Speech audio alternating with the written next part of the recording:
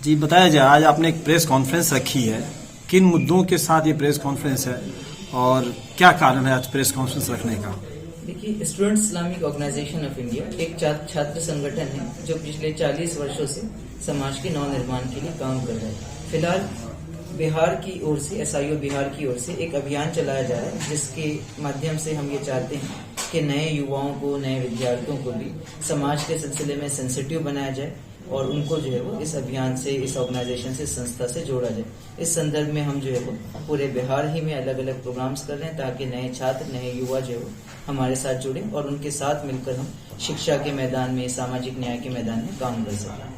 किस तरह का शिक्षा और किस तरह की समाज में आप मदद करते हैं स्टूडेंट की?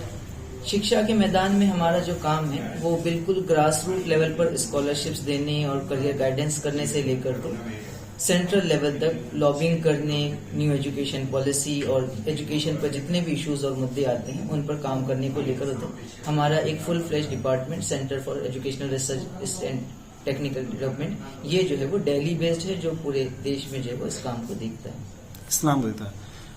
आपकी आइडियोलॉजी क्या है जिससे स्टूडेंट आपके साथ जुड़े या स्टूडेंट आपके तहत आए? हमारी जो विचारधारा है वो ये है कि ईश्वर ने इस मनुष्य को इस धरती पर जो भेजा है तो जानवरों की तरह नहीं भेजा है, बल्कि उसको सोचने समझने की ताकत दी है और उस सोचने समझने की ताकत का, उस बुद्धि का प्रयोग करते हुए मनुष्य को ऐसा जीवन व्यस्त करना चाहिए जो जानवरों से अलग हो। और उसको ये समझना चाहिए कि अगर हर चीज का कोई निर्माता है तो इंसानों का भी कोई निर्माता होगा, और अगर आपका कोई निर्माता है तो फिर आपका जो जीवन हो वो उस निर्माता के बताए हुए आदेशों के मुताबिक होना चाहिए। और उसमें जो हमारा बुनियादी आइडिया है वो ये है कि तमाम इंसानों का निर्माता, उनका रचयिता एक ही है, चाहे आप उसको जो भी नाम देना चाहें। उसी तरीके से तमाम इंसान एक ही माता पिता की संतान है और धर्म के आधार पर जो है वो आइडियोलॉजिकल डिफरेंसेस तो हो सकते हैं, लेकिन उसकी बुनियाद पे किसी मनुष्य का ये समझना कि दूसरे मुझसे छोटे हैं या बड़े हैं और डिस्क्रिमिनेशन करना, कास्टिज्म करना या एक दूसरे से नफरत करना, ये धर्म के जो मूलभूत सिद्धांत है उन्हीं के खिलाफ है। चाहे आप धर्म का नाम लेकर भी करें तब भी वो अधर्म ही है। अच्छा, आप लोग जिस तरीके से स्टूडेंट को मदद करेंगे या सोशल सर्विस करेंगे, किस तरीके से करते हैं? हम लोग बहुत सी काम करते हैं, जैसे फॉर एग्जांपल स्कॉलरशिप का जब मुद्दा आता है तो फिर गवर्नमेंट की स्कॉलरशिप्स के लिए फॉर्म भरवाने से लेकर उसके सिलसिले में अवेयरनेस क्रिएट करना, फिर जब सरकार स्कॉलरशिप डिस्पर्स नहीं करती है तो उसको प्रेशराइज करना, स्कॉलरशिप के इश्यूज में जो कुछ प्रॉब्लम्स हैं उसको एड्रेस करते हैं। जिन विद्यार्थियों को करियर गाइडेंस की जरूरत होती है उनके लिए देश भर में करियर गाइडेंस, एडमिशंस करवाना और फाइनेंशियल असिस्टेंस अरेंज करना। उससे आगे बढ़कर पॉलिसी लेवल पर जो इश्यूज हैं, मदर टंग में लोगों को एजुकेशन नहीं मिल रही है, राइट टू एजुकेशन को आकर 10 साल हो गए लेकिन उसके बाद भी उसका फुल फ्लेज इम्प्लीमेंटेशन नहीं है, 25% कोटा जो गरीब लोगों के लिए है वो भी नहीं दिया जाता है, तो ऐसे इश्यूज पर काम करना। और नीट के एग्जाम को लेकर जो चीजें आती ये तो छात्रों के बाद सामाजिक स्तर पे किस तरीके से ये संस्था काम करती है? सामाजिक स्तर पर हम ये देखते हैं कि वो मुद्दे, वो इश्यूज जो युवाओं को अफेक्ट करते हैं, जैसे कास्टिज्म है, कैंपसेस में, कॉलेजेस में डिस्क्रिमिनेशन है, चाहे वो जेंडर के आधार पर हो, धर्म के आधार पर हो, कास्ट की वजह से हो, रूरल अर्बन डिवाइड जो है कि एक जगह तो इंफ्रास्ट्रक्चर एजुकेशन का आ रहा है, दूसरी जगह नहीं आ रहा है।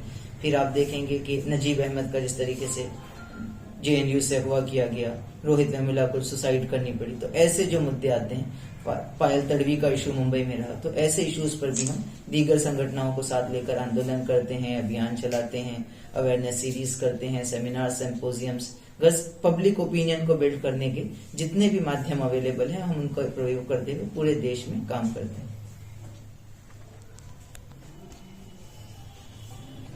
शिक्षा पे आपने बात किया, वर्तमान में जो शिक्षा है, आपने कहा कि मदर टंग, लेकिन आजकल जो भी युवा है शिक्षा हासिल करना चाहते हैं स्किल्ड वाला, जिससे जॉब हासिल हो सके। तो यहाँ पे आप बोले मदर टंग का, सेंट्रल गवर्नमेंट हो या स्टेट गवर्नमेंट हो, सभी वो शिक्षा देना चाहते हैं बच्चों को जिससे उनको नौकरी मिल सके। और दूसरी बात, यहाँ पे एक सवाल, प्रश्न ये भी उठता है कि जिस तरीके से आप स्टूडेंट को हर तरह की मदद करते हैं, आज वर्तमान में देखा जाए तो स्टूडेंट जितने शिक्षित हो जाते हैं, आगे बढ़ जाते हैं, फिर भी कुछ जो अवगुण होते हैं। अभी कुछ दिनों पहले गुजरात में एक आयशा नाम की लड़की शादीशुदा सुसाइड कर लेती है, उसका हस्बैंड शिक्षित है, सब कुछ है, फिर भी ये हादसाएं दिन ब दिन और बढ़ रही है। इस पर आपकी संस्था जिस तरह से सामाजिक कार्य आप कहते हैं कि हमारी संस्था सामाजिक क्या होती है, इस पे क्या इस तरह की जो दहेज प्रथा के ऊपर क्या काम करती है? तो देखिए, शिक्षा की जहां तक आपने बात कही, तो हम समझते हैं कि शिक्षा के दो एस्पेक्ट हैं। एक उसका फिलोसॉफिकल एस्पेक्ट है और दूसरा उसका टेक्निकल एस्पेक्ट है। तो जब हम कहते हैं कि हमारी विचारधारा इस्लामी विचारधारा है, तो इस्लामी विचारधारा के अनुसार शिक्षा का जो पहला उद्देश्य है वो मनुष्य को मनुष्य बनाना है, इंसान को इंसान बनाना है। अगर आप उसको इंसान नहीं बनाएंगे, उसके अंदर मानवता को जिंदा नहीं करेंगे, तो फिर वो शिक्षा तो जो फायदे से ज्यादा नुकसान देगी। तो हम समझते हैं कि मोरल लेवल पर, नैतिक स्तर पर लोगों को डेवलप करना ये बड़ी चीज है। अगर ये होता है तो उसके साथ शिक्षा होती है तो उसका फायदा होगा, वरना उस शिक्षा के जरिए तो आप बम बनाएंगे और आम इंसानों को मारेंगे। तो वही चीज हमको लगती है, चाहे दहेज की ये प्रथा की बात हो या सिर्फ ये एक आयशा का केस नहीं है।